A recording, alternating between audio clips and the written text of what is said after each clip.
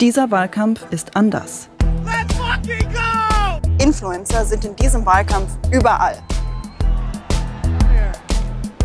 You either have to vote for Kamala or Putin. Donald Trump just killed a woman. Sie machen Stimmung für ihre Kandidaten. But when she got back to Georgia, the media is struggling to cover for Kamala. Wie viel Macht haben sie? Wir sind unterwegs in Pennsylvania und wir sind auf dem Weg nach Butler, wo Donald Trump heute zusammen mit J.D. Vance und Elon Musk eine Rallye halten wird. Und es ist genau exakt der gleiche Ort, an dem er vor einiger Zeit hier angeschossen wurde. Und ich bin gespannt, was uns erwartet. Ein besonderer Ort für die Republikaner. In ein paar Stunden wird Donald Trump hier auftreten. Viele stehen schon seit dem frühen Morgen an, um ihn zu sehen. Entsprechend groß ist auch das Medienaufkommen. Ich sehe Dutzende Fernsehteams aus der ganzen Welt. Aber scheinbar genauso viele Influencer und Streamer. Was wollen Sie hier? Streamen Sie gerade live? Ja. Was machen Sie hier? Sind Sie Streamer oder Blogger? Ich mache das hier nur halbtags. Unabhängig, weil die Mainstream-Medien nicht zeigen, was hier wirklich passiert. Ich kann sehen, dass Sie einiges an MAGA- und Trump-Fanartikeln tragen. Ich glaube, man kann sicher sagen, dass Sie Trump wählen werden. Auf jeden Fall. Was machen Sie hier? Unabhängigen Journalismus vom Feinsten. Ich rede einfach mit den Leuten. Ich glaube, es kommt auf Leute wie mich an, die Zeit und Mühe investieren, um die Wahrheit herauszufinden. Um denen, die keine Stimme haben, eine zu geben, statt nur den Voreingenommenen. Denn das scheint alles zu sein, was die Medien tun. Schnell ist klar, viele hier sehen sich nicht als Ergänzung zu klassischen Medien, sondern als bessere, ehrlichere Alternative. Einer hier zieht besonders viel Aufmerksamkeit auf sich. Es ist Ben Bergquam. Er ist hier eine Art Social-Media-Star. Hunderttausende folgen ihm auf X. Bergquam arbeitet auch für einen Fernsehsender, Real America's Voices, der sich selbst als extrem rechts bezeichnet. Ich spreche ihn an. Hi, darf ich kurz stören? Was ist Ihre Meinung zur Medienberichterstattung über den Wahlkampf? Über diese Wahl? Naja, es ist ziemlich klar. Der Grund, warum es uns gibt, warum es alternative Medien gibt, ist der, dass die Mainstream-Medien nicht ihrer Aufgabe nachkommen. Wenn ich berichte, dann gehe ich raus und filme, was ich sehe. Und dann erzähle ich, was ich darüber denke. Klassischen Medien wirft er Propaganda vor. Er müsse aber nicht neutral sein. Ich glaube, dass es auch einen Ort dafür gibt, eine politische Agenda voranzutreiben. Das ist, was wir machen. Wir befinden uns mitten im Kampf, die ganze Welt zu retten. Ein Kampf, den Influencer wie er rhetorisch besonders scharf führen. So you got second. As you guys walk, tell me top two issues. Immigration. Immigration. Economy. Make America great again. Make America great again. Help the veterans. Help the veterans. What about illegals? Illegals? You want the immigrants too. Yep, immigrants. Yes. Abortion. Abortion? Yeah, stop killing babies. Sein Bericht über die Rallye erreicht später auf X, YouTube und Rumble mehr als 500.000 Menschen.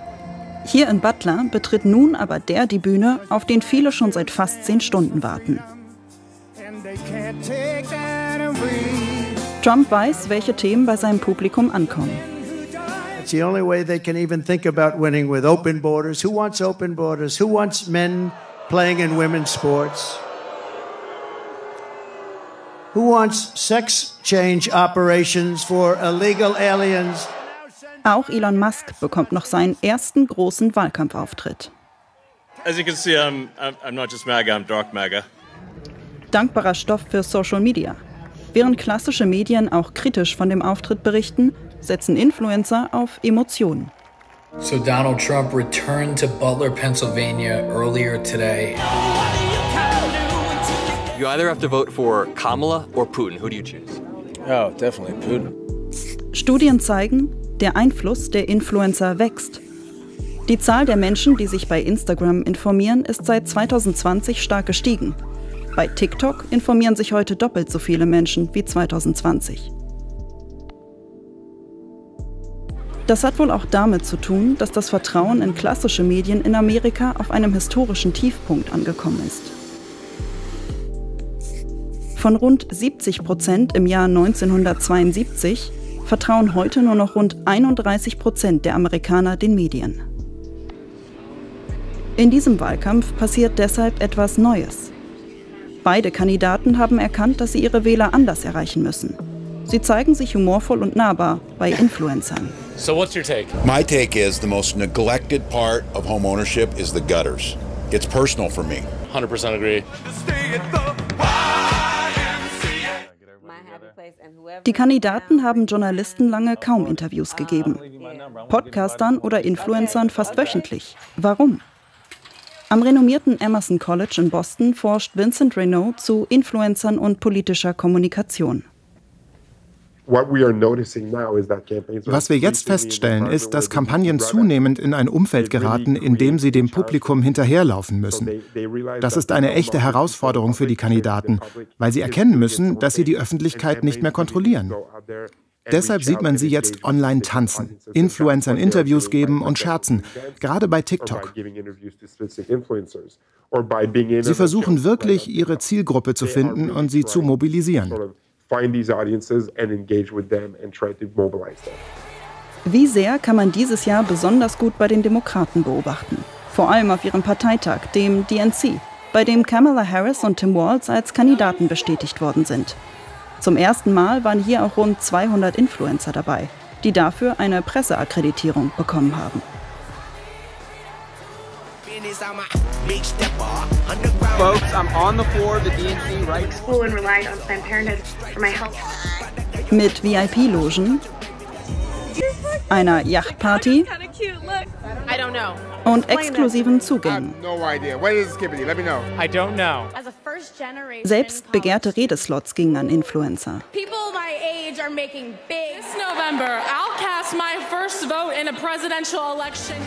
Nicht immer ging es dabei um Politik. Oh my God, Governor Gretchen Whitmer. Are you on your period? I am not. Let's fucking go! Trotzdem hoffen die Demokraten offenbar, dass sie von der Anwesenheit der Influencer und ihrem Content profitieren. Wir beobachten einen Anstieg von sogenannten Makro-Influencern, also Influencern, die sich an eine sehr spezielle Zielgruppe wenden. Diese Influencer sind oft sehr spezialisiert, weil sie zu einem spezifischen Thema oder einem besonderen Lifestyle posten. Und die werden in den nächsten Jahren mit Sicherheit noch an Bedeutung gewinnen. Ob LGBTQ-Themen oder Female Empowerment. Politiker können über Influencer mit sehr enger Zielgruppe deren Follower gut erreichen. Ich will wissen, wie arbeiten sie? Dafür bin ich in der Hochburg der Liberalen in New York. Hier treffe ich gleich den Influencer Josh Helfgott. Auch er hat ein Spezialgebiet. Er bezeichnet sich selbst als LGBTQ-Aktivist und postet Gay News, schwule Nachrichten. Auch er war beim Parteitag der Demokraten dabei. Wie war das für dich? So cool. Ich meine, es ist alles irgendwie verschwommen. War das überhaupt real? Du bist in dieser riesigen Arena und alles, was du siehst, sind all diese Menschen, die Schilder hochhalten. Mit wem konntest du denn da sprechen? Viele Gespräche waren off the record. Ich weiß nicht, ob ich über die sprechen kann. Aber was ich sagen kann, ist, dass ich nicht mit Kamala oder Tim geredet habe. Ich hatte ein Treffen mit Tim, das aber in letzter Minute abgesagt wurde. Das war schlimm. Aber mit wem hast du gesprochen? Ich habe vor allem mit Senatoren oder Menschen in Bidens Kabinett gesprochen. Josh Helfgott ist der zweitgrößte demokratische Influencer, der gerade auf Social Media über Politik und den Wahlkampf postet. Er ist vor allem auf TikTok aktiv und hat dort rund 5,5 Millionen Follower. Zum Wahlkampfteam von Kamala Harris hat er gute Kontakte. Von ihnen wird er zu Influencer-Events eingeladen. Er war schon mehrfach im Weißen Haus und hat dort auch Harris getroffen. Bezahlt werde er vom Team Harris nicht. Aber er hat schon Fanartikel zugeschickt bekommen. Hotties for Harris. Ja, ich glaube, damit wollen sie einen viralen Moment schaffen. Hier ist noch mehr.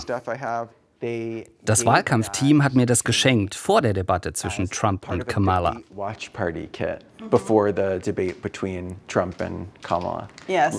Sie haben dir das geschenkt?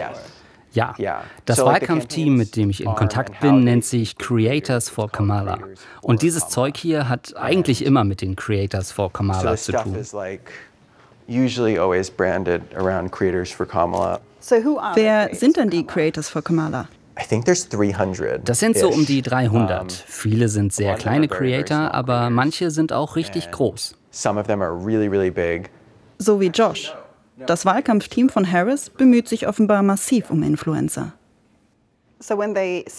Also, wenn sie dir ihren Merch schicken, erwarten sie dann auch, dass du etwas postest? Nein, überhaupt nicht. Klar, die würden das gut finden. Ich glaube, die wollen aber vor allem Kontakte zur Kampagne schaffen. Ob das so stimmt, kann ich nicht prüfen. Beide Seiten profitieren aber voneinander. Seitdem Josh Zugang zum Wahlkampfteam hat, sind auch seine Followerzahlen und Likes gestiegen. Warum sind den Kandidaten Influencer offenbar so wichtig? Interessant ist, dass die sozialen Medien den Ton verändern. Wenn man sich die traditionellen Medien ansieht, dann gibt es bestimmte Standards, die eingehalten werden müssen. Und es gibt eine Art und Weise, Dinge zu tun, auf die sich alle in der traditionellen Medienlandschaft geeinigt haben. Aber im Internet handeln die Menschen nach ihren eigenen Regeln. Und in den sozialen Medien gibt es kaum Regeln. Jeder kann fast alles posten. Manchmal wirkt das dann fast wie Journalismus, aber schon die Arbeitsweise unterscheidet sich klar. Das merke ich in San Antonio, Texas. Auch bei den Republikanern gibt es Dutzende Influencer, die Donald Trump zur Rückkehr ins Weiße Haus verhelfen wollen. Mit einer von ihnen bin ich hier verabredet, Savannah Hernandez. Nice to meet you. Oh, no worries. Kommt rein. Thank you for having us. Of course. Der größte Influencer unter den Republikanern ist Elon Musk mit 200 Millionen Followern. Doch auch Savannah Hernandez gehört mit fast 600.000 Followern auf X zu den größeren Influencern, die derzeit über die Wahl posten. Was hast du heute vor? Heute mache ich einen Livestream, nur auf meinem eigenen persönlichen X-Account und auf YouTube. Und ich mache das wirklich nur für mich, damit ich auf dem Laufenden bleibe, was in den Nachrichten und in der Politik passiert. Manchmal ist es eine Mischung aus Unterhaltung und Aktuellem. In meiner Sendung geht es in der Regel um Neuigkeiten zur illegalen Einwanderung und zu den aktuellen Entwicklungen dabei. Das Thema Migration ist ihr Spezialgebiet, eines der Lieblingsthemen der Republikaner. Darum soll es auch in ihrem Livestream gehen, heute auf YouTube. Mich interessiert, wie sie dabei auftritt. So sieht es dann aus. Ich mache alles selbst. Ich stelle die Artikel ein, ich spiele die Videos ab, ich bin auf dem Bildschirm, ich wechsle die Kameraeinstellungen, alles in Echtzeit und alles live. Vorher schreibe ich auf, was ich sagen will. Am Anfang ist es also durchgeplant und danach spreche ich einfach frei. Savannah arbeitet auch als Reporterin für die rechte Jugendorganisation Turning Point USA und deren Medienformat Frontlines. Der rechtskonservative US-Sender Fox News lädt sie regelmäßig als Kommentatorin ein. Joining me now, Savannah Hernandez, Frontlines Reporter for Turning Point USA. Ihren Zuschauern will sie gleich einen Überblick über die aktuellen Nachrichten präsentieren, aus ihrer eigenen Perspektive. Bis zu 20.000 schalten jedes Mal ein. Warum glaubst du, mögen dich deine Follower? Ich weiß nicht. Nee, Spaß. Ich glaube, das liegt einfach daran, dass ich vor Ort bin. Ich spreche mit Menschen und ich bin für sie zugänglich. Ich glaube, das kommt gut an. Ich gehe in ihre Städte und Gemeinden und berichte über die Dinge, die ihrer Meinung nach von den traditionellen Medien nicht abgedeckt werden. Ich glaube, das ist der Grund. Und ich glaube auch, dass deswegen unabhängige Creators so erfolgreich sind. Besonders in den sozialen Medien sind sie so beliebt, weil sie keine auf Hochglanz polierten Nachrichten liefern. Die Nutzer bekommen echte, rohe Nachrichten, die zeigen, was vor Ort passiert. Savannah gibt sich besonders publikumsnah. Sie sagt, jeder Zuschauer könne sich durch ihren Content selbst eine Meinung bilden. Okay, ich gehe jetzt live. Die Medien bemühen sich, Kamala zu schützen, während sie weiterhin Fragen ausweicht und dem amerikanischen Volk aus dem Weg geht. Willkommen zurück zu einer weiteren Folge von Rapid Fire. Mein Name ist Savannah Hernandez. Wir haben heute eine Menge zu besprechen. 1 Stunde und 20 Minuten lang konstruiert sie ein Bild von einem Amerika, in dem es bergab geht. Die Amerikaner sind müde. Sie sind erschöpft davon, wie es um die Wirtschaft steht. Sie sind es leid, dass man ihnen sagt, dass die Inflation sinkt, dass die Benzinpreise sinken, obwohl das nicht der Fall ist. Und sie sind es leid zu hören, dass die Krise der illegalen Einwanderung gar nicht so schlimm ist und dann in den Medien zu lesen, dass wir aufhören sollten, sie Migranten zu nennen, weil das gemein sei. Wissen Sie, was gemein ist? Dass Milliarden Dollar, für die wir sehr hart arbeiten, an andere Länder und illegale Einwanderer gehen, anstatt an amerikanische Bürger. Das Bild des illegalen Flüchtlings, der den Amerikanern angeblich etwas wegnimmt, bestimmt Savannah Stream. Sie verbreitet die üblichen rechten Narrative und präsentiert alles als wahr. Und sie hat schon neue Pläne. Ich habe vor, nächste Woche zu verreisen, nach Maine. Wie ich sehe, lebt jemand im Chat in Maine. Ich würde gerne mit den Einwohnern dort sprechen. Und das ist alles, was ich in dieser Folge von Rapid Fire für euch habe. Savannah setzt in ihrem Stream vor allem auf Ängste und überspitzt dabei offenbar so, wie es zu ihrer Erzählung passt. Wie sie dabei wirkt, ist ihr scheinbar bewusst. Jetzt wisst ihr, dass ich eine Rechtsextremistin bin. Spaß. In Maine werde ich Savannah wieder treffen und beobachten, wie sie über die Menschen dort berichtet. Zurück in New York bei Josh Helfgott. Sind Influencer wie Savannah und er nur ein verlängerter Arm der Wahlkampagne? Schon seit mehreren Stunden arbeitet er mit seinem Assistenten an einem Reel. Es geht um das Recht auf Abtreibung, ein Thema der Demokraten. Ich arbeite an einem Video über das Recht auf Abtreibung. Es geht um Amber Thurman, eine Frau, die nach einer Abtreibung gestorben ist. Und es ist der erste Todesfall in der Geschichte, der direkt mit dem Abtreibungsverbot in Verbindung gebracht wird. Und ich mache mir so viel Druck, weil ich will, dass das Video auch Gehör findet.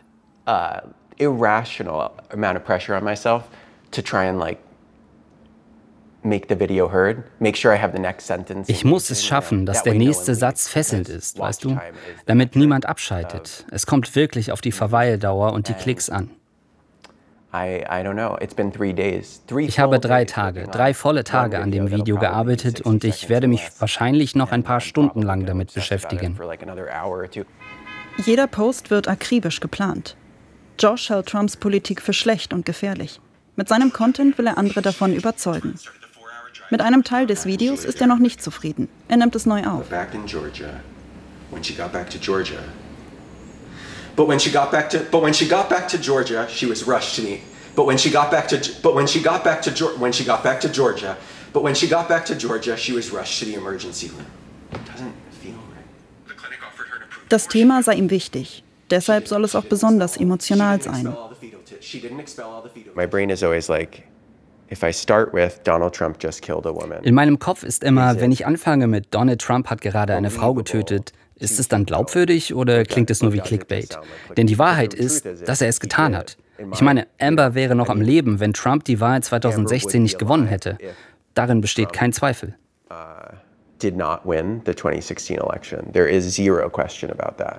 Josh überspitzt sehr bewusst. Das Wichtigste sei ihm, dass möglichst viele seine Videos auch gucken. Aber jeder Fakt sei sorgfältig recherchiert. Ich habe seinen gesamten Content nicht analysiert, aber zumindest auf den ersten Blick keine Falschinformationen gefunden. Ich weiß, dass diese Geschichte von Millionen von Menschen gehört werden könnte, wenn ich diesen einen Satz richtig hinbekomme. Also, wie mache ich das? Das ist das Spiel. Wenn du die Aufmerksamkeit der Leute halten kannst, hast du gewonnen. Es geht nicht um Glaubwürdigkeit. Dann ist das Video fertig. Donald Trump just killed a woman. I want to know why. Amber Thurman was a 28-year-old medical assistant. Mit seinen Videos teilt Josh exakt die Agenda von Kamala Harris. Neu verpackt, so dass seine Follower die Inhalte interessant finden. Das war's. Ich habe mein Bestes gegeben. Ich bin stolz auf mein Video. Bin stolz auf dich. Danke. Josh sagt, er wolle mit seinen Videos Fake News etwas entgegensetzen. Aber differenziert sind auch seine Produktionen nicht. Etwas Kritisches würde er über Kamala Harris nicht posten wollen. Auf Instagram und TikTok wird sein Video rund 600.000 Mal geklickt. Ein Erfolg. Doch reicht das? Glaubst du, dass du mit deinen Posts Wähler umstimmen kannst? Ich glaube schon. Auch Savannah will Wähler überzeugen. Allerdings nur für die Republikaner. Im nördlichen US-Bundesstaat Maine sucht sie nach einer Geschichte. Das hier sind also die Wohnungen, in denen die Migranten kostenlos wohnen. Jeder, der hier wohnt, bekommt die Miete für bis zu 2 Jahre bezahlt. Savannah will ihre Recherchen hier mit Interviews mit Bewohnern belegen. Sie trifft 2 junge Mädchen. Wie bist du in die USA gekommen? Wie war die Reise? Es war sehr hart. Ich habe ziemlich viel durchgemacht. Hierher zu kommen ist sehr schwierig. Man muss durch viele Länder durch. Die Mädchen denken offenbar, Savannah sei ihnen wohlgesonnen. Sie führt noch ein zweites Interview. Wofür die Jugendlichen ihr Gesicht in die Kamera halten, wissen sie nicht. Wie viele Sprachen sprichst du? 4. Wow, bist du klug. Und du wohnst in diesem Gebäude. Wie lange schon? Savannah stellt nur allgemeine Fragen. Wie die ihrer Recherche helfen sollen, ist mir nicht klar. In einer Live-Schalte will sie nun dem rechten Fernsehsender Real America's Voices ihre Recherchen präsentieren. Und wir sehen hier Migranten, vor allem aus Afrika, was mich sehr überrascht hat. Und als nächstes ist ihr eigenes Video dran. And these units were initially built for Maine residents, but were then decided to. Now, I wanted to come up this way and focus on this area. Immer wieder spricht sie von illegalen Einwanderern, die hier kostenlos wohnen. Tatsächlich wohnen in diesen Gebäuden jedoch Geflüchtete, die nur kostenlos wohnen, bis sie eine Arbeit haben. Ich frage sie danach. Aber wenn sie eine Arbeitserlaubnis haben, sind sie nicht illegal. Was jetzt gerade in den Medien passiert, ist, dass sich die Formulierungen ändern, wer illegal oder legal hier ist. Eine große Mehrheit dieser Menschen ist illegal hier. Für Savannah ist jeder illegal, der kein US-Staatsbürger ist. Ihre ganz eigene Definition. Wütende Anwohner, die Savannah immer wieder erwähnt, habe ich keine gesehen. Auch in ihrem Video kommen keine vor. Savannah versucht sich zu erklären. Wir konnten nicht mit vielen Einwohnern sprechen. In diesen kleineren Gegenden sprechen die Einwohner meist nicht so gern wie in größeren Städten. Auch mit offiziellen Stellen hat sie nicht gesprochen. Die würden nur lügen, sagt Savannah. Überschreitest du manchmal die Grenze zwischen Aktivismus und Journalismus? Denkst du genauso über linke Journalisten, die auch ihre Meinung einfließen lassen? Du fragst mich ziemlich viel und bedrängst mich. Ich sei eine Aktivistin, würde nicht beide Seiten zeigen, nicht mit lokalen Stellen sprechen. Aber warum sollte ich mit den örtlichen Behörden sprechen, wenn sie vertuschen, was die Bewohner tun? Savannah verbreitet mit kruden Methoden ihr eigenes Narrativ. Trotzdem glaubt sie, dass sie die Wähler besser informiert als klassische Medien. Doch es gibt noch eine Frage, die ich ihr unbedingt stellen will. Ich habe mich gefragt, ob du jemals von der Trump-Kampagne kontaktiert worden bist, um für sie zu arbeiten oder etwas zu posten. Auf jeden Fall. Sie haben sich bei mir gemeldet und gesagt, dass sie meine Arbeit mögen. Aber ich habe ihnen gesagt, dass ich nicht mit ihnen arbeiten kann, weil ich meine Neutralität als Journalistin bewahren möchte. Ich habe meine eigene politische Meinung und finde auch, dass ich eine Verantwortung gegenüber meinem Publikum habe. Savannah gibt sich als neutrale Reporterin mit Prinzipien. Ihre Arbeit vermittelt aber ein ganz anderes Bild. Eines, das klar Trumps Agenda entspricht. Bei einigen trifft sie damit offenbar voll den Ton. Der größte republikanische Influencer teilt ihr Video, Elon Musk.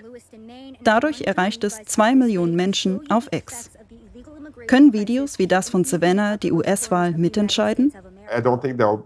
Ich glaube nicht, dass Influencer ihr Publikum von einem Politiker überzeugen können. Weil ich glaube, dass Politiker oft zu den Influencern gehen, die von ihren Ideen schon überzeugt sind. Aber ich bin davon überzeugt, dass Influencer die Öffentlichkeit mobilisieren und dafür sorgen können, dass Menschen sich für einen Kandidaten begeistern und bei der Wahl für ihn stimmen. Es geht darum, sicherzustellen, dass das Publikum mobilisiert wird und am Wahltag auch wirklich zur Wahl geht. Der Kampf ums Weiße Haus. Spätestens seit diesem Jahr wird er auch mit Stories, Reels und Streams geführt. Manchmal an der Grenze zur Desinformation. Klar ist, Influencer können Menschen zur Wahlurne bewegen. Und die Politiker sind längst von ihnen abhängig.